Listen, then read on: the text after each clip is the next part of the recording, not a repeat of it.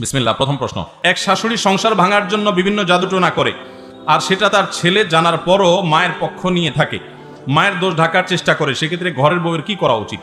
আমাদের সমাজে অনেক শাশুড়ি, এমনকি অনেক বৌমা, এমনকি অনেক ননদ, অনেক ভাবি, অনেক পুরুষ, অনেক মহিলা এই কাজ করে। নিজের ঘরের নিজের কাছের লোকজনকে বসে আনার জন্য বা বিভিন্ন উদ্দেশ্যে জাদুকরের কাছে যায়, জাদু করে, ব্ল্যাক ম্যাজিশিয়ানদের কাছে যায়, ব্ল্যাক ম্যাজিকের আশ্রয় নেয়। পরিষ্কারভাবে শুনে রাখেন, কোন কবিরাজের কাছে যদি কোনো জাদু টোনার জন্য যান, সাথে সাথে আপনার আমল নামায় সবচেয়ে ভয়াবহ বড় কবিরা গুনাহের ভিতরে একটি লেখা হবে। এবং শুধু তাই নয়, এই জাদুকর যারা এই জাদুর কাজটা করে দেয় মানুষকে, ইসলামের দণ্ডবিধিতে তাদের শাস্তি হলো মৃত্যুদণ্ড, সবচেয়ে কঠিন শাস্তি, চরম শাস্তি তাদের, কারণ গোটা সমাজকে অস্থিতিশীল করে দেয়। ভাইরা আমার, অনেকে আছেন আপোষের জন্য তাবিজ আনতে চান। পরিষ্কারভাবে বলে দেই, এগুলো হারাম। নিজের বৌমাকে আপোষ করবেন, ছেলেকে আপোষ করবেন, জামাইকে আপোষ করবেন, শাশুড়িকে আপোষ করবেন, ভাইকে আপোষ করবেন, অথবা যাতে করে বউ এর কথা স্বামী না শুনে, স্বামীর কথা বউয়ে না শুনে, শাশুড়ি যেন ছেলের কথা না শুনে, অথবা ছেলে যেন তার মায়ের কথা না শুনে। এরকম নানান উদ্দেশ্যে আমাদের ঘরে ঘরে আজকাল এই আপনার কবিরাজদের কাছে গিয়ে তাবিজ আনা, তারপরে এই জাদুকরদের আশ্রয় নেওয়ার প্রবণতা দেখা যায়। পরিষ্কার হারাম। মনে রাখবেন, বহু মানুষ ভালো করতে যায়, হয় খারাপ, এমনকি ভালো করতে যায় যদি ভালো হয়, আপনি জানেন এই জাদু থেকে হয়, কিভাবে হয়? জাদুকররা জাদু করে শয়তানের আশ্রয় নিয়ে, সাথে সাথে বেঈমান হওয়ার মতো একটা বিষয়। আমাদের অনেক মা বোনরা আছে, অনেক মানুষ আছে, আমরা জানিও না, টেরও পাই না। ইমানদার তার সাহায্য চাওয়ার একমাত্র পথ হলো ইয়াকা না'বুদু ওয়া ইয়াকা, আল্লাহ তোমারই ইবাদত করি আর সাহায্য তোমার কাছেই। নাকি মাজারে যায় সাহায্য চাই, কবরে যায় সাহায্য চাইবো? আরে কবরওয়ালার কোনো পাওয়ার আছে? সে কবরওয়ালার নিজেও সাহায্য চান কার কাছে?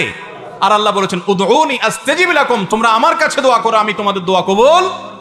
ভাইরা আমার, ব্ল্যাক ম্যাজিশিয়ানদের কাছে যে যান, এই যে আপোষের তাবিজ যাতে ছুটে থাকে, স্বামী স্ত্রীর মধ্যে যাতে ভেজাল লেগে থাকে, নানান, অনেক সময় মানুষকে মারার জন্য জাদু করা হয়, নানা রকমের জাদু করে। অনেক মানুষ নামাজ কালাম পড়ে আবার এই সমস্ত করে। আপনি জানেন যে এই জাদু করার মধ্য দিয়ে আপনি আল্লাহর প্রতি কুফরি করে শয়তানের সাথে হাতে হাত মিলিয়েছেন, আপনি বেঈমান হওয়ার পথ বেছে নিয়েছেন। আল্লাহ তাআলা আমাদের সবাইকে হেদায়েত দান করুন। আল্লাহর ওয়াস্তে এই কাজগুলো কেউ করবেন না। আপনার শাশুড়ি কথা শুনে না, আপনার ছেলেটা শুধু বইয়ের কথা উল্টোপাল্টাও কাজ করে, কোনো বাছবিচার করে না। আপনার ইমানদার হিসাবে সবচেয়ে বড় করণীয় এবং মূল করণীয় হলো সিজদায় পড়ে যান, 2 রাকাত নামাজ পড়েন, কিছু দান সাদাকা করেন, ভোর রাতে উঠে যান, চোখের পানি ফেলে আল্লাহর কাছে দোয়া করেন, আল্লাহ আমার ছেলেটাকে আপনি হেদায়েত দান করেন, আল্লাহ আমার মেয়েটাকে আপনি হেদায়েত দান করেন, আল্লাহ আমার শাশুড়িকে আপনি হেদায়েত দান করেন, আমার মাকে আপনি হেদায়েত দান করেন। এটা হলো ইমানদারের মূল সাহায্য চাওয়ার জায়গা। প্রত্যেক সূরা ফাতিহায় প্রত্যেক রাকাতে বলতেছেন ইয়্যাকা না'বুদু ওয়া ইয়্যাকা নাস্তাঈন, আল্লাহ আপনারই ইবাদত করি আর সাহায্য আপনার কাছেই। অথচ চলে যাচ্ছেন জাদুকরের কাছে, চলে যাচ্ছেন ওই সেই কবিরাজের কাছে, আর মুখে বলতেছেন আপনার কাছে সাহায্য হলো না। তো আপনি আল্লাহর কাছে সাহায্য চাইবেন, আল্লাহ আপনার সাহায্য করবেন, সমাধান করবেন, এবং হয়তো সময় লাগবে কিন্তু সমাধান হবে। আল্লাহ আমাদের সবাইকে এই গুনাহ থেকে বেঁচে থাকার তৌফিক দান করুন। কোন স্বামী যদি তার মা, কোন ছেলে যদি তার মার জাদু করার খবর জেনেও সেটাকে ধামাচাপা দেয়, সেও গুনাহগার, সেও গুনাহগার। সে মাকে এই সমস্ত অন্যায় থেকে বিরত রাখার উদ্যোগ নিতে হবে। এরপর প্রশ্ন হলো, কোন ছেলে যদি অন্য মেয়ের সাথে লুকিয়ে কথা বলে বিয়ের পরে, তাহলে তার কি শাস্তি? বিয়ের পরে মানে বিবাহিত লোকে কাম করছে, ডেঞ্জারাস কথা। বিবাহিত মানুষ যদি বিবাহের পরে কাজ করে, বিবাহিত স্বামী স্ত্রী তারা তো লুকায়া প্রকাশে যেমনি খুশি এমনি কথা বলবে, এক্ষেত্রে কোনো বাধা ধরা নিষেধ নাই। আমাদের দেশে অনেক মূর্খতা এখনো গ্রামাঞ্চলে আছে। কোনো বিবাহিত ছেলে মেয়ে, স্বামী স্ত্রী সম্পর্ক খুব ভালো, সারাদিন ইটিস পিটিস আলাপ সালাপ করে, মেসেজ দেয়, মহব্বত করে, একজন ছাড়া একজন খায় না, বসে থাকে। এগুলো হলে অনেক ময় মুরব্বী আছে, অনেক বুড়া বুড়ি আছে, তারা এগুলো সহ্য করতে পারে না, আছে না নাই? এবং অনেক কটু কথা শোনা যে কত ঢং তারা দেখায়। কারণ এই বুড়া বুড়ি বেচারি চিন্তা করে আমাদের জোয়ান বয়সে তো আমরা তো মেসেজ দিতে পারতাম না, মোবাইল ছিল না, হিংসা হয়। তো এটা মূর্খতা। স্বামী স্ত্রীর মধ্যে সম্পর্ক যত নিবিড় হবে, ইমানদার হিসাবে প্রত্যেকটা মুসলমান তত খুশি হওয়া উচিত। কারণ সে যদি স্বামী স্ত্রী পরস্পরের মধ্যে সম্পর্ক ভালো না হয়, তাহলে আরেক জায়গায় যাবে, তার চরিত্র নষ্ট করবে। অতএব নিজেদের সম্পর্ক ভালো থাকাটাই উচিত, কোনো মা বাবার এটা করা উচিত না। তো এখন কথা হলো, কোনো বিবাহিত মানুষ যদি অন্য মেয়ের সাথে লুকিয়ে লুকিয়ে কথা বলে, মেসেঞ্জারে চ্যাটিং করে এবং অবৈধ সম্পর্ক, সেটা হোক শুধু মেসেজ আদান প্রদানের পর্যায়ে, এরকম যদি কেউ করে সে গুনাহগার। আর বিবাহিত মানুষ যদি এটা করে তাহলে অবিবাহিত মানুষ করলে সেটাও হারাম, কিন্তু বিবাহিত মানুষ করলে তার হারামের মাত্রা অনেক বেশি ভয়াবহ। বিবাহিত মানুষ যদি জেনা লিপ্ত হয়, ইসলামী শরীয়ত সবচেয়ে মর্মান্তিকভাবে, সবচেয়ে কঠিনভাবে মর্মন্তুদ শাস্তি দিতে বলেছে। পাথর মেরে মেরে তাকে রজম করে হত্যা বিচারিকভাবে কার্যকর করতে বলেছে। আবার পাড়ায় পাড়ায় মহল্লা মহল্লা বিচার যার যার মতো ঘেয়াল খুশি মতো বসাতে যাবেন না। এত বড় কঠিন শাস্তির কথা কেন বলেছে ইসলাম? কারণ মানুষ পৃথিবীতে টিকে থাকবে, মানব সভ্যতা টিকে থাকবে বৈবাহিক সম্পর্কের মধ্য দিয়ে। বিবাহ বহির্ভূত অবৈধ সম্পর্ক, এটা মানব সভ্যতার পৃথিবীতে টিকে থাকার পথে সবচেয়ে বড় অন্তরায়। পৃথিবীর যেসব দেশে বিবাহ ছাড়া সম্পর্ক যত বেশি অ্যাপ্রিসিয়েট করা হয়, সেই দেশে মানুষের জন্মের হার তত কম, তারা মানুষের জন্ম, শিশুর জন্ম নিয়ে তত স্ট্রাগল করছে। আপনি গোটা পৃথিবী সার্ভে করে দেখেন, এই রিপোর্ট পাবেন। এই জন্য ইসলাম এটাকে খুব কঠোরভাবে নিষেধ করে। অতএব এরকম যদি কেউ করে সে গুনাহগার। কালো জাদু আক্রান্ত হয়ে তা থেকে বাঁচার জন্য হুজুরের কাছে গেলে হুজুর যদি কিছু দোয়া লিখে তা তাবিজে লাগিয়ে পড়তে বলে, সেক্ষেত্রে সেই তাবিজ কি পড়া যাবে কিনা? আমি প্রায় সময় বলি, আমাদের প্রিয় নবী সাল্লাল্লাহু আলাইহি সাল্লাম তিনি কখনো তাবিজ ব্যবহার করেন নাই এবং কাউকে তাবিজ দেন নাই, দিতে বলেন নাই, কোনোভাবেই না। এটা সুন্নাহ না অন্তত। এমনকি কোরআনে কারীমের আয়াতও যদি লেখে আপনি তাবিজ লাগান, ঝুলান, আর কিছু না হোক বলতে হবে এটা নবী সাল্লাল্লাহু আলাইহি সাল্লামের সুন্নাহ না। তাহলে নবী সাল্লাল্লাহু আলাইহি ওয়াসাল্লামের সুন্নাহ কি? নবী সাল্লাল্লাহু আলাইহি ওয়াসাল্লামের সুন্নাহ হলো কোরআনে কারীমের আয়াত পড়ে ফু দেওয়া, পাঠ করা, দোয়া করা, এগুলো হলো নবী সাল্লাল্লাহু আলাইহি ওয়াসাল্লামের সুন্নাহ। এখন ব্ল্যাক ম্যাজিক নবী সাল্লাল্লাহু আলাইহি ওয়াসাল্লামকে করা হয়েছে, তিনি কি তাবিজ লাগিয়েছিলেন? কি করেছেন?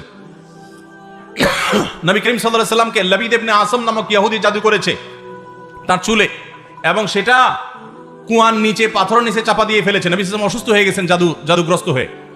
পরে আল্লাহ তাআলা সূরা ফালাক, সূরা নাস নাজিল করেছেন এবং এটা পাঠ করার মাধ্যমে আল্লাহ তাআলা তাকে শিফা দান করেছেন। এবং এই সূরা ফালাক, সূরা নাস পড়ে যদি জাদুগ্রস্ত ব্যক্তির ফু দেওয়া হয়, তার শরীরে নিজে ফু দেয়, অন্যরা ফু দেয়, এইভাবে আমল করতে থাকে, আল্লাহ তাআলা তাকে মুক্ত করবেন।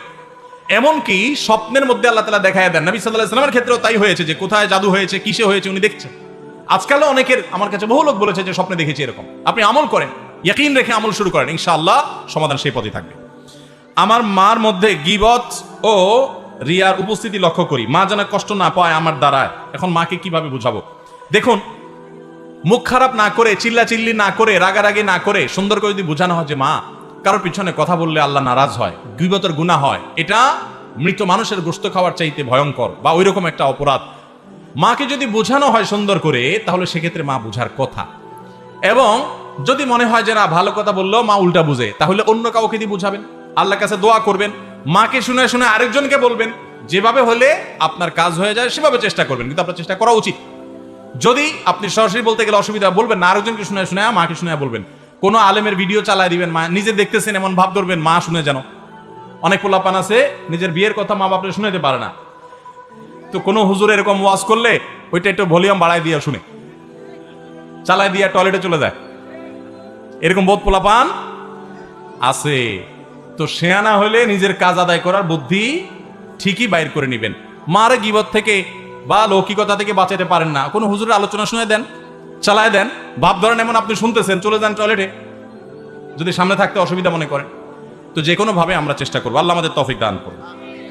কোনো শাশুড়ি যদি তার ছেলের বউকে তার ছেলে থেকে আলাদা করার জন্য কালো জাদু করে, এমনকি কালো জাদুর মাধ্যমে মেরে ফেলার পর্যায়ে চলে যায়, তাহলে কি করা উচিত? এই শাশুড়ি, ইসলামী বিচার ব্যবস্থা থাকলে তার জঘন্য এবং করুণ দণ্ডের ব্যবস্থা হবে যদি এটা প্রমাণিত হয়। শাশুড়ি হোক আর বৌমা হোক, ছেলে হোক আর মা হোক, যেই হোক, কাউকে যদি জাদু করা হয় কবিরাজের কাছে গিয়ে, অনেক মানুষ আছে এই জাদু করার কারণে মানুষ অসুস্থ হয়ে যাচ্ছে, কোনো ভালো হয় না, রোগ বালাই, কোনো ট্রিটমেন্টের কাজে হয় না, এবং একের পরে কাছে আছে মৃত্যুর দিকে চলে যায়। এরকম জাদু যারা করে তারা সবাই শুধু কবিরা গুনাই করে না, তারা শয়তানের, আল্লাহর প্রতি অবিশ্বাস করে শয়তানের কাছে যাওয়ার মতো একটা ব্যাপার। জাদু করা মানে শয়তানের আশ্রয় নেওয়া, বিধায় কবিরা গুনাহ। আল্লাহ তাআলা এই সমস্ত গুনাহ থেকে আমাদের বেঁচে থাকার তৌফিক দান করুন। আমার ছেলের বিয়ের বয়স হয়েছে কিন্তু সে বিয়ে করতে চায় না, আমি আল্লাহর কাছে কিভাবে চাইতে পারি? আমি একজন সুইডেন প্রবাসী। আহারে কপাল পড়া, বাপরে, এই তো উল্টা প্রশ্ন পাইছি, জীবনের এরকম প্রশ্ন তো পাই নাই। সবাই তো ছেলেরা প্রশ্ন দেয়, হুজুর আমি বিয়ে করতে চাই, বাপ বিয়ের কথাও বলে না। আর এখানে উল্টা বাপ বলতেছে যে ছেলে বিয়ে করতে চায় না। না না, এখানে আমার মনে হয় এই ছেলের কোনো দিকে কোনো লিঙ্ক আছে কিনা আল্লাহ জানে।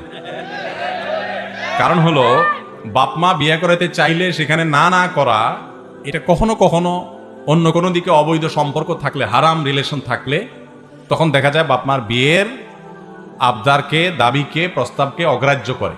আমি জানি না এক্ষেত্রে সেটা হয়েছে কিনা, পুরো শিওর না, এটা একটা সম্ভাবনা মাত্র। তো অবশ্যই এই ব্যাপারে প্রকৃত ঘটনা কি সেটা দেখা দরকার, যাচাই করা দরকার, এবং সেই সাথে তার যে কোনো সমস্যা হোক সেটার যথাযথ সমাধান বের করা দরকার। এগুলো এভাবে প্রশ্ন না করে এলাকার আলেমুল আমাদের সাথে সাক্ষাৎ করে ছেলের প্রকৃত অবস্থা উদ্ঘাটন করে তারপরে পদক্ষেপ নেওয়া উচিত। চুল দাড়ি পেকে গেলে কলব বা কালো করলে অজু হয় কিনা এ বিষয়ে অনুগ্রহ করে বলবেন। চুল বা দাড়ি যদি কালো হয়ে যায় তাহলে নবী করিম সাল্লাল্লাহু আলাইহি সাল্লাম সেটাকে, সাদা যদি হয়ে যায়, চুল দাড়ি যদি সাদা হয়ে যায় পেকে বা যেভাবে হোক সাদা হয়ে যায়, নবী সাল্লাল্লাহু আলাইহি সাল্লাম নির্দেশ করেছেন গাইয়িরু হাদা শাইয়িব, তোমাদের চুল দাড়ি সাদা হয়ে গেলে সেগুলোকে তোমরা পরিবর্তন করো, সাদা রাখিও না। কিন্তু পরিবর্তন করতে গিয়ে, মানে সাদাকে অন্য রঙে রূপান্তর করো, কিন্তু সেটা করতে গিয়ে অজান্নে বুঝছে তোমরা কালো কালার আবার করবা না, কালো কলব দিবা না, তাহলে কি করবা? লাল কালার করো, মেহেদির কালার করো, অন্য কিছু করো, কিন্তু কালো কালার করা যাবে না। এই জন্য সাদা চুল, সাদা দাড়ি এটাকে মেহেদির কালার ইত্যাদিতে করা সুন্নাহ। এখন কালো করা যাবে না কেন? আল্লাহ ভালো জানেন, আল্লাহ রসুল ভালো জানেন কেন নিষেধ করা হয়েছে, আল্লাহ তাআলা ভালো জানেন। কিন্তু এর পাশাপাশি অনেক ওলামায়ে কেরাম ধারণা করেন যে এটা অনেক সময় মানুষ বয়স লুকাবার জন্য করে, কারণ হয়তো বয়স লুকাবার ব্যাপার নাই, জোয়ান বয়সেই সব সাদা হয়ে গেছে, তো নির্দেশ সবার জন্য সমানভাবে থাকবে, কেউ কালো করবেন না, সাদা চুল সাদা দাড়িকে কালো করবে না। কিন্তু যদি কেউ কালো করে তাহলে তার অজু হবে না, ব্যাপারটা সেরকম না। কারণ অজু হবে না তখন যখন চুল বা দাড়ির উপরে আলাদা কোনো প্রলেপ পড়বে, আলাদা একটা স্তর পড়বে, অনেক মোটা হয়ে যাবে এক একটা, ওই রকম। সাধারণত আপনার মেহেদি বা এ জাতীয় কোনো কালার ব্যবহার করলে সেটার ফলে আলাদা কোনো স্তর পড়ে না। যদি স্তর পড়ে যায় তাহলে ভিন্ন কথা। যেমন নখের উপরে আপনি নীল পলিশ লাগাইলেন, তাহলে কি হয়? আলাদা স্তর পড়ে না, যেটা খসে খসে পড়ে, তাহলে ওইটার কারণে অজু হবে না, যেহেতু আপনার ওই নখের উপরে পানি যাচ্ছে না, উপরে ওই প্রলেপ আছে যে নেল পলিশে, সেজন্য। তো চুল বা দাড়ি যদি কেউ কালো করে তো সেটা গুনাহের কথা, সেটা ভিন্ন বিষয়, কিন্তু এর ফলে অজু হবে না, ব্যাপারটা সেরকম না। মেহেদি, বাজারের যে আর্টিফিশিয়াল মেহেদি আছে সেটা যদি আপনি চুল দাড়িতে ব্যবহার করেন, হাতে ব্যবহার করেন, যদিও হাতে ব্যবহার করবে মহিলারা, হাতে পুরুষদের জন্য ব্যবহার করা সুন্নত না। হাতে মেহেদি দিবে কারা? মহিলারা। এখন আমাদের দেশে পুরুষরাই আদা মহিলা হয়ে যেতে চান, এটা সুন্নার খেলাফ। যাই হোক, তো এই মেহেদি যদি কেউ আর্টিফিশিয়ালটা ব্যবহার করে, টিউব মেহেদি যেটা, তো এর ফলেও অজু হবে, কোনো অসুবিধা নেই। অনেক সময় আর্টিফিশিয়াল মেহেদি ব্যবহার করলে উপর থেকে দেখবেন খসে খসে পড়ে, ওইটা আলাদা কোনো স্তর বা আবরণ না, প্রলেপ না, ওইটা হলো সেখানে এক ধরনের অ্যাসিডের মতো এক ধরনের কেমিক্যাল ইউজ হয়, সেই কেমিক্যালটা কোথাও একটু বেশি পড়লে চামড়ার উপরের একটা পাতলা লেয়ার আছে ওইটা পুড়ে যায়, ওইটা পড়ে খসে, এছাড়া আর কিছু না। যার কারণে আর্টিফিশিয়াল মেহেদি ব্যবহার করলেও অজু হবে, গোসল হবে, অজু গোসল হবে না, ব্যাপারটা সেরকম না। আমি একজন বিধর্মী, আমার নাম বসু দত্ত না বুশ দত্ত, বুশ দত্ত। আমার প্রশ্ন হলো, আমি বিধর্মীর ঘরে জন্মগ্রহণ করলাম, আমি ঈমান গ্রহণ করতে পারলাম না, মরার পরে আমাকে জাহান্নামে নিক্ষেপ করা হবে, এখানে আমার দোষটা কি? আল্লাহ চাইলে আমাকে তো ঈমানদার বানাতে পারতেন। ভাইরা আমার, আল্লাহ সুবহানাহু ওয়া তাআলা মানুষকে যেই ঘরেই জন্মগ্রহণ করান না কেন, প্রত্যেকটা মানুষকে বিবেক দিয়েছেন। যাকে আল্লাহ বিবেক দেন নাই, জন্ম থেকেই বিবেকহীন, সে জাহান্নামে যাবে না। কিন্তু আল্লাহ তাআলা যদি কাউকে বিবেক দিয়ে থাকেন তাহলে সে বিবেক খরচ করবে যে সে সঠিক ধর্মের উপর আছে না নাই। আমার প্রশ্ন হলো ভাই বুশ দত্ত বা বসু দত্ত, যে নামই হোক আপনার প্রতি, বুশ দত্ত না, বুশ দত্ত ভাই, আপনার প্রতি আমার প্রশ্ন হলো, আল্লাহ সুবহানাহু ওয়া তাআলা আপনাকে বানিয়ে আল্লাহ আপনাকে বিবেক দিয়েছেন কি দেন নাই?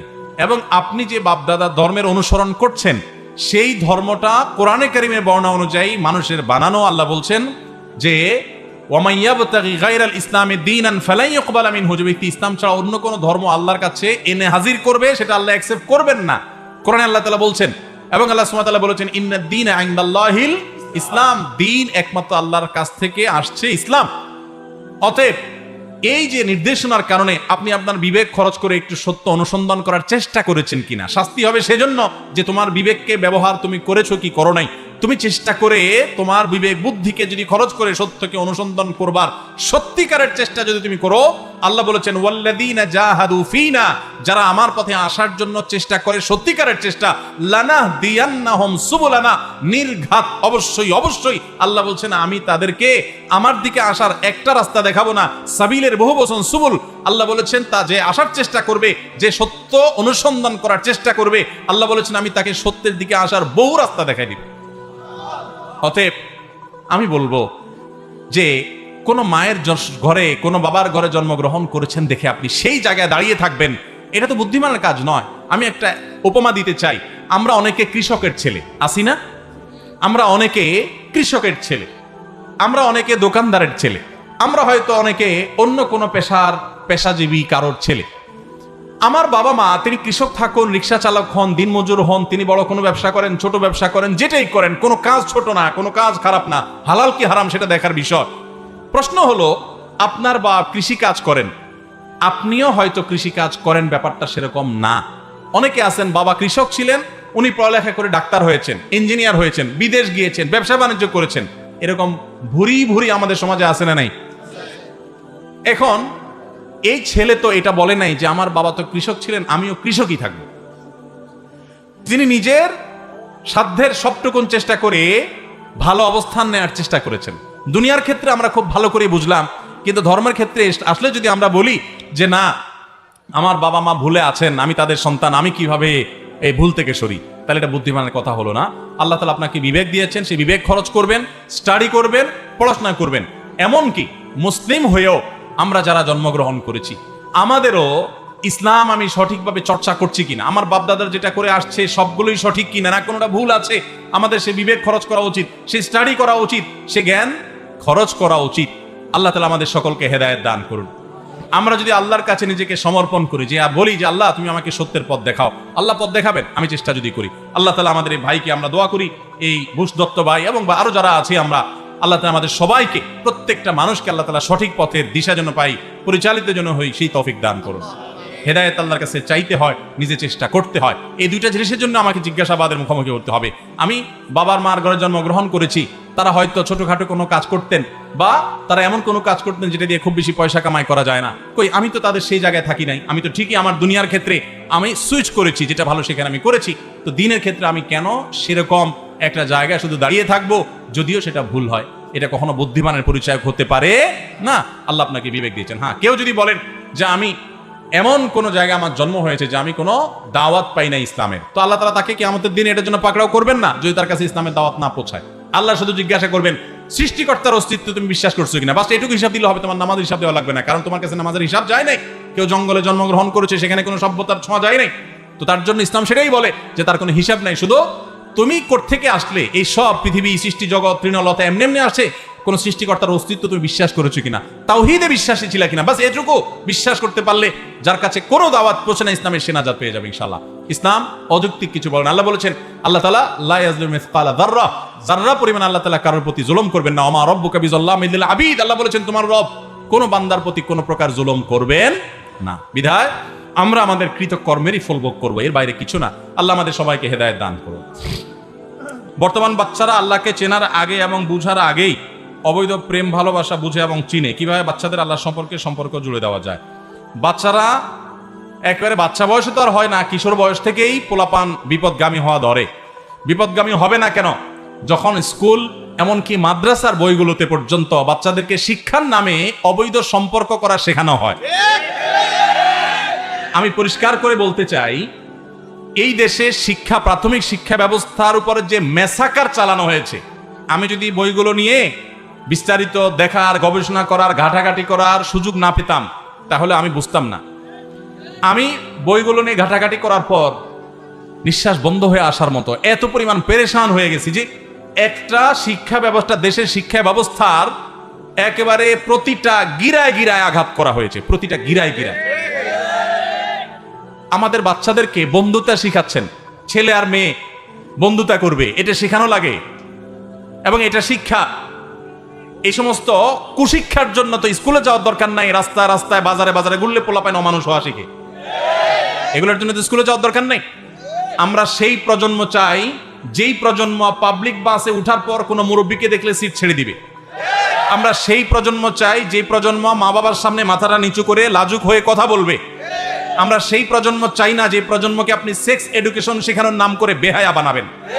আমরা সেই প্রজন্ম চাই না যে প্রজন্ম ছেলে মেয়ে একে অন্যের সাথে বন্ধুতার নাম দিয়ে অবৈধ সম্পর্ক করে বাবা মার অবাধ্য হবে, তাদের জীবনকে ধ্বংস করবে। শিক্ষার নামে এই সমস্ত কুশিক্ষা পাঠ্যপুস্তকে ঢুকায়া আমার প্রজন্মকে যদি ধ্বংস করার এই পায়ে তারা অব্যাহত রাখেন, আল্লাহর কসম করে বলি এদেশের মানুষ নিজের ছেলে মেয়েকে ঘরে রাখবে, তবুও শিক্ষার নামে কুশিক্ষা শিখাবে না। আমি বারবার করে আবেদন করি যথাযথ কর্তৃপক্ষের কাছে, আল্লাহর ওয়াস্তে আপনারা একটু সঠিকভাবে তদন্ত করুন এবং সিরিয়াস হন।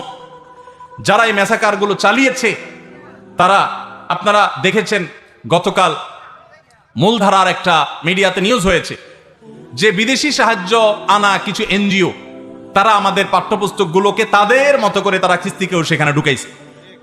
এবং সেখানে আপনারা এও দেখেছেন যে ভারতের কোচিং সেন্টারের ওখান থেকে কপি এবং পেস্ট করে আমাদের বই বাচ্চাদেরকে দেওয়া হচ্ছে।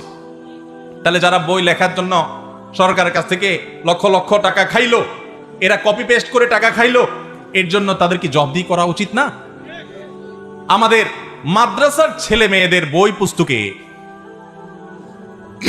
শিল্প সংস্কৃতির নামে সেখানে ঢোল তবলা হারমোনিয়াম বাজানো গিটার বাজানো এগুলো শিখাচ্ছেন, কভারে ভেতরের পাতায় পাতায় পাতায়, এমনকি মুসলমানদের ধর্ম শিক্ষার বইয়ে হিন্দু ধর্ম শিখাচ্ছেন। এই সমস্ত ফাইজলামতি আমার কাছে মনে হচ্ছে খুব সুপরিকল্পিতভাবে সুনিপুণভাবে করা হচ্ছে। এদেশের মানুষকে অস্থিতিশীল করবার জন্য কোনো একটা চক্র কাজ করছে। আমি অনুরোধ করব যথাযথ কর্তৃপক্ষকে সেগুলোকে খুঁজে বের করা হয় যেন। এদেশের মানুষ মাদ্রাসায় বাচ্চাকে কেন ভর্তি করে ভাই বলেন? স্কুলের সাথে মাদ্রাসার পার্থক্য আছে না নাই? যারা মাদ্রাসায় ছেলে মেয়েদেরকে দেয় তারা কেন দেয়? ইসলামী ভাবধারা দ্বারা সন্তানকে গড়ে তুলতে চায়, সেজন্যই তো। বাংলাদেশে কোন আলেম আছে যার নাম আপনি বলতে পারবেন যে আলেম ঢোল তবলা হারমোনিয়াম গিটার এগুলা বাজানো জায়েজ মনে করে? থাকলে আমাদেরকে নামটা শুনান, আমরা জানতে চাই। কোন আলেম নাই, বিশ্বের কোন উল্লেখযোগ্য আর কোন আলেম নাই সারা পৃথিবীতে। সমস্ত আলেমদের ঐক্যমতে যে জিনিসগুলো হারাম, মাদ্রাসায় আমি আমার বাচ্চাকে ভর্তি করালাম কোরআন হাদিস শিখার জন্য, আলেম হওয়ার জন্য, ইসলামী মূল্যবোধ শিখার জন্য, তাকে সেখানে শিল্প সংস্কৃতির নাম দিয়া তাকে আপনি ইসলাম যেটা নিষেধ করে হারাম করে সেটা তাকে শিখাচ্ছেন, অর্থাৎ আমার বিশ্বাসের বিরুদ্ধে জিনিস আমাকে জোর করে শিখাচ্ছেন। এর নাম জুলুম ছাড়া কি হবে? এগুলোর বিরুদ্ধে আমাদের সবাইকে সচেতন হতে হবে, আমাদের সবাইকে সতর্ক করতে হতে হবে। আমাদের সন্তানদেরকে সমকামিতা শেখানো হচ্ছে। আপনারা শরীফার গল্পের কাহিনী শুনছেন না? সবচেয়ে অবাক লাগে যখন দেখি যে উপরের চেয়ারে বসা মানুষগুলো বলে যে হুজুররা মানুষকে ভুল বুঝায়, এটা হিজড়াদের গল্প। কত নম্বর ধূর্ত, প্রতারক এবং ভণ্ড হলে এরকম কথা বলতে পারে?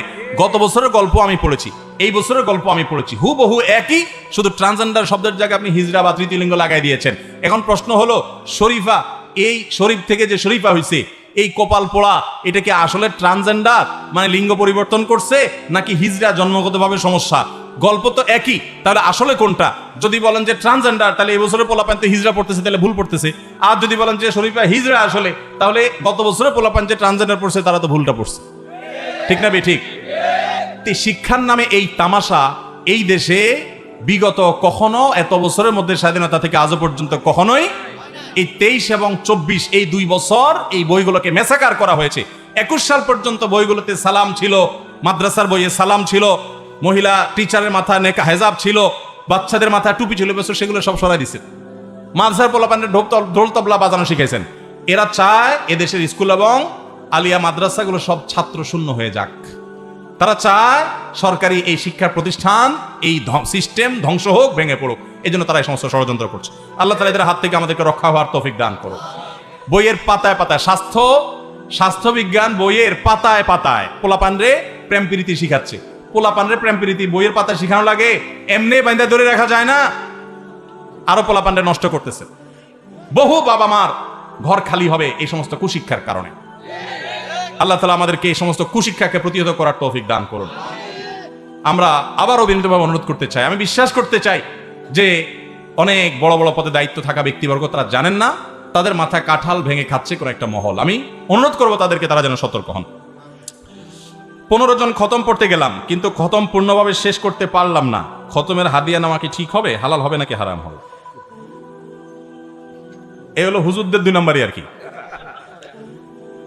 খতম পড়তে গেছেন 15 জন মিলে, কোরআনে কারিম 2 পারা করে পড়বেন, অথবা যে খতমই হোক। তো কোরআন খতম যদি হয় তাহলে 2 পারা করে পড়বেন। এখন 1 পারা আধা পারা একটু পড়লেন, পড়ে এবার বলছেন চল যাই, যে দাওয়াত দিচ্ছি এবার তাতে হিসাব নিকাশ নিবে না, টাকাটা নিয়ে চলে গেলেন, বাকিটা পরে পড়ে দিব, আর পড়লেন না।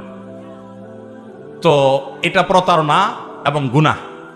আর যদি পুরাপুরি পড়ে ঠিকঠাক মতো তারপরে টাকা নিয়ে যান, তাহলে সেক্ষেত্রে হারাম খাওয়ার গুনাহ। অর্থাৎ 2 দিক থেকে কি গুনাহ। কথা বুঝেন নাই? যে পুরাটা ঠিকঠাক মতো পড়ে টাকা নিয়ে গেছে সে একটা গুনাহ করছে, যে আল্লাহর কোরআন বেচা দিছে। কোরআন তেলাওয়াতের কোনো বিনিময় দেওয়াও জায়েজ নাই, নেওয়াও। আমাদের দেশে এখনো গ্রামে শহরে অনেক জায়গায় খতম পড়াই আমরা, আছে না নাই? আমি বলি, যারা টাকা পয়সা দিয়া খতম পড়ান তাদের আমও যায় ছালাও যায়। কিভাবে আম ছালা যায় একটু ব্যাখ্যা করি। আল্লাহ কোরআনে বলেছেন লাইসা লিল ইনসানি ইল্লা মা সাআ। কোরআনে কারীম অন্তত 7 জায়গায় আল্লাহ তাআলা এই বিষয়ে কথা বলেছেন। ওয়াল্লা তাযিরু ওয়াজরাতুন বিজরা উখরা। কারোর পাপের বোঝাও কে বহন করবে না, কারোর সওয়াবের বোঝাও আরেকজন পাবে। যে নামাজ পড়বে সওয়াব সে পাবে। ব্যালেন্স এরকম ট্রান্সফার করা যায়, নামাজের সওয়াব এরকম ট্রান্সফার করা। আমি নামাজ পড়ে বলবো ঠিক আছে আপনার সওয়াব অ্যাকাউন্টে দিয়ে দিলাম, এরকম কোনো সুযোগ।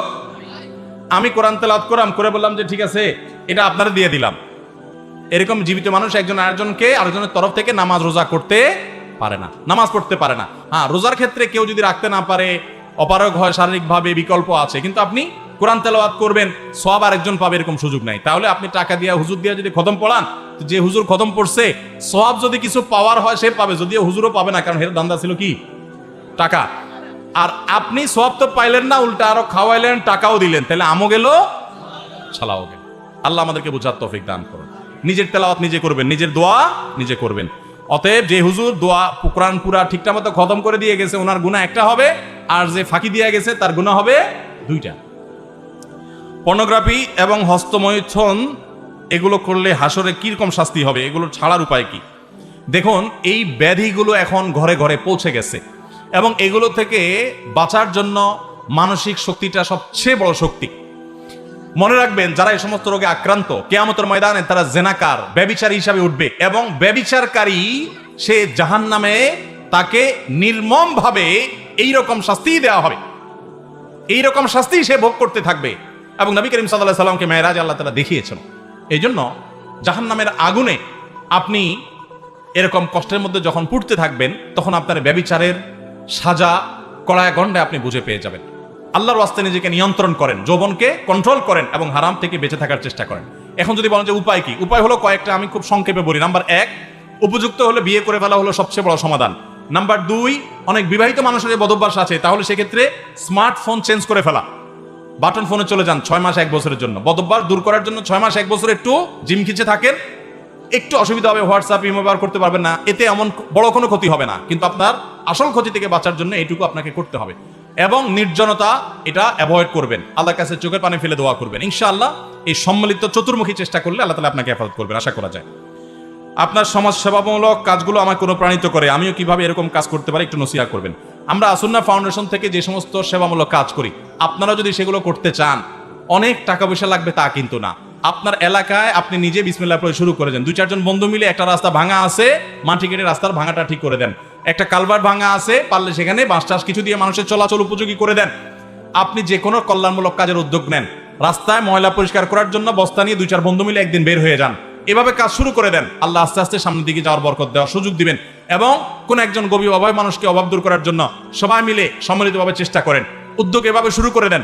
আমাদের আসুন্নাহ ফাউন্ডেশন আজকে আলহামদুলিল্লাহ কোটি কোটি টাকার সেবামূলক কাজ আল্লাহ করার তৌফিক দিচ্ছেন। এটা একদিনে হয়ে যায় নাই, তিল তিল করে আল্লাহ তাআলা আমাদেরকে করিয়েছেন, আল্লাহই করিয়েছেন, আল্লাহরই ইহসান। কিন্তু আল্লাহ তাআলা আমাদেরকে ছোট ছোট কাজ থেকে আস্তে আস্তে উপর দিক নিয়ে আসছেন। এই জন্য আমি আপনাদেরকে বলবো, সাধ্যে যতটুকু আছে ততটুকু করেন। অনেক লোক আছে বলে যে আমার যদি আল্লাহ টাকা পয়সা দেয় তোমার আমি একটা হেলিকপ্টার কিনে দেব। এটা হলো সবচেয়ে বড় চিটারি কথা। তোমার হেলিকপ্টার কেনার যেটা ক্ষমতা থাকে না ওইটা মানুষ উল্টে ফেলায় বেশি। তোমার ক্ষমতা এখন আছে আমার 1 কাপ চা খাওয়ানো, তুমি সেটা নগদে খাওয়াও। এটা হলো বুদ্ধিমানের কাম, এটা হলো সত্যিকারের কথা। আর 2 নম্বরই হলো যেটা নাই ওইটার কথা বলা। তো আপনার যা সাধ্য আছে তা দিয়ে আপনি শুরু করেন, আল্লাহ তৌফিক দান করুন। জুমার দিনে খুতবার পূর্বে যে আজান দেওয়া হয়, ওই আজান না দিলে নামাজ হবে কিনা? জুমার পরে খুতবার আজান যদি মিস হয়ে যায়, না দেওয়া হয়, নামাজ হয়ে যাবে, নামাজ হবে না, ব্যাপারটা সেরকম না, সুন্নাত আদায় হলো না, এতটুকু। কোরআন মাজিদে অনেক আয়াতে আছে পৃথিবী 6 দিনে, কোথাও আছে 4 দিনে, কোথাও 2 দিনে সৃষ্টি করেছেন। এ সম্পর্কে বিস্তারিত জানালে উপকৃত হব। দেখুন, আল্লাহ সুবহানাহু ওয়া তাআলা কোরআন কারীমে বলেছেন, ইন্না রাব্বাকুমুল্লাহুল্লাযী খালাকাস সামাওয়াতি ওয়াল আরদা ফি সিত্তাতি আইয়াম। আল্লাহ তাআলা নবমণ্ডল ভূমণ্ডল সৃষ্টি করেছেন 6 দিনে। কয় দিনে সৃষ্টি করেছেন? যেখানে 2 দিন 4 দিনে কথা বলা আছে, সেখানে উদ্দেশ্য হলো আল্লাহ তাআলা নবমণ্ডল 2 দিনে, ভূমণ্ডল 2 দিনে, আকাশ 2 দিনে, পাতাল 2 দিনে সৃষ্টি করেছেন। আর 2 দিনে পাতালকে আল্লাহ তাআলা আপনার বসবাস উপযোগী এখানে পরিমিত করেছেন, প্রস্তুত করেছেন। এই হলো মোট 6 দিন। তাহলে আসমান জমিন মূলত 4 দিন সৃষ্টি হয়েছে, আর 2 দিনে ফিনিশিং আল্লাহ তাআলা দিয়েছেন জমিনকে। আল্লাহ সুবহানাহু ওয়া তাআলা চাইলে কোন বললেই সেটা হয়ে যায়, তাহলে 6 দিন নিলেন কেন? এই প্রশ্ন উত্তরে মুফাসসিরগণ অনেক জবাব দিয়েছেন। তার ভিতরে একটা জবাব এটাও যে আল্লাহ রাব্বুল আলামিন মানুষকে কাজের ধারাবাহিকতা শিক্ষা দেওয়ার জন্য সময় নিয়েছেন, যে পৃথিবীতে তোমরা যখন কাজ করবে তো অনেক কাজ আছে যেগুলো সময় সাপেক্ষ, যেগুলো ধারাবাহিকতা রক্ষা করে করতে হয়, সিরিয়াল মেনটেন করে করতে হয়, ধীরে সুস্থে করতে হয়। এই শিক্ষাটা অর্জন করবার জন্য মানুষকে যেন সুযোগ পায়, সেজন্য আল্লাহ তাআলা এটা করেছেন। আল্লাহ চাইলে কোন বললেই সেটি হয়ে যায়, আল্লাহর জন্য কোনো সময়ের অপেক্ষা করতে হয় না। ভাইরা আমার, রাত অনেক হয়েছে, প্রশ্ন যেগুলো আছে আমরা সেই প্রশ্নগুলো ইনশাআল্লাহ নিয়ে যাচ্ছি। আজকে আমার মনে হয় এখানে শেষ করা দরকার, কারণ আমাদেরকে ফজর নামাজ পড়া লাগবে কি লাগবে না? কমিশনার সাহেবের একটা প্রশ্ন উত্তর দিতেই হবে। জমির আইল কাটলে কি শাস্তি হবে? কি শাস্তি হবে? ডাক্তার সানাউল্লাহ সাহেব, কমিশনার সাহেব জানতে চেয়েছেন, জমির আইল কাটলে কি শাস্তি হবে? জমির আইল কাটলে নবী করিম সাল্লাল্লাহু আলাইহি সাল্লাম বলেছেন, যে ব্যক্তি কারোর 1 বিঘত জমি, 1 বিঘত সম্পদ আত্মসাৎ করে, আইল কেটে নিজের জমিতে ঢুকায় ফেলে, আত্মসাৎ করে, 7 তবক জমিনকে আল্লাহ তাআলা তার গলায় ঝুলিয়ে দিয়ে তাকে ধসাতে থাকবেন। এটা তার শাস্তি হবে। বলুন নাউজুবিল্লাহ। আল্লাহ তাআলা এই গুনাহ থেকে আমাদেরকে বেঁচে থাকার তৌফিক দান করুন। আমরা অন্যের হক মারবো না, নিজে সব সময় আল্লাহর ভয়ে ভীত সন্ত্রস্ত থাকব এবং সব সময় আমানত রক্ষা করব এবং কারোর হক মারবো না। মনে রাখবেন, 1 পয়সা যদি কারোর আপনি মারেন, 1 পয়সা, তাহলে তার জন্য আল্লাহর কাছে কিয়ামতের দিন জবাবদিহি করতে হবে। সৎ মানুষ তারাই জান্নাতি হবে, অসৎ মানুষ জান্নাতি হবে না। অনেক মানুষ আছে এই লম্বা দাড়ি, কিন্তু আইল ঠেলাঠেলির কাজেও উস্তাদ, আছে না নাই? এই ওস্তাদের জন্য জান্নাত না। জান্নাত হলো সে ওস্তাদের জন্য যে নামাজও পড়ে আবার মানুষের হকও মারে না। আল্লাহ তাআলা আমাদের সবাইকে সব ধরনের গুনাহ থেকে বেঁচে থাকার তৌফিক দান করুন। ভাইরা আমার, আমরা আজকের এই মাহফিলের জন্য অনেক ভলান্টিয়ার, অনেক ইয়াং ভাইরা অনেক পরিশ্রম করেছেন, ওলামায়ে কেরাম কাজ করেছেন। আমরা দোয়া করি যারা মাহফিলের জন্য কষ্ট করেছেন, পরিশ্রম করেছেন, আল্লাহ তাআলা সবাইকে উত্তম বিনিময় দান করুন। বলেন আমিন। আল্লাহ তাআলা সবাইকে তাদের প্রত্যেকটা পরিশ্রমের সর্বোত্তম বিনিময় পাওয়ার তৌফিক দান করুন। ভাইরা আমার, আমরা আজকে যে সমস্ত কথা শুনলাম, যে সমস্ত কথা জানলাম, আমাদের সবাইকে আল্লাহ তাআলা আমল করে করে, মেনে মেনে, জেনে জেনে, বুঝে বুঝে আমাদের জান্নাত নিজের করে নিয়ে যাওয়ার তৌফিক দান করুন। সবাই কথাগুলো শুনবো তো ইনশাআল্লাহ? মেনে চলবো তো ইনশাআল্লাহ? জাযাকুমুল্লাহু খায়রা ওয়া আখিরু দাওয়ানা আলহামদুলিল্লাহি রাব্বিল আলামিন। জনাব জিতু ভূঁইয়া, ওনার জন্য, ওনার পরিবারের জন্য, ওনার স্ত্রী মারা গেছেন, তাদের জন্য আপনারা দোয়া করবেন। এবং ওনার মেয়ে যে সুদূর আমেরিকা থেকে পুরো প্রোগ্রামের আয়োজন করেছেন, তাকে আপনারা সহযোগিতা করবেন, তার জন্য দোয়া করবেন। আল্লাহ তাআলা তাকে সুস্থ রাখুন, তার পরিবারকে ভালো রাখুন। এই তালতলাবাসীকে আল্লাহ তাআলা হেদায়েতের দৌলত দিয়ে ধন্য করুন। সবাইকে আল্লাহ তাআলা কল্যাণের পথে রাখুন। আমরা মসজিদ থেকে উঠার দোয়া পড়ি। সুবহানাল্লাহি ওয়া বিহামদিহি, সুবহানাকাল্লাহুম্মা ওয়া বিহামদিকা, আশহাদু আল্লা ইলাহা ইল্লা আনতা, আস্তাগফিরুকা ওয়া আতুবু ইলাইক। জাযাকুমুল্লাহু খায়র।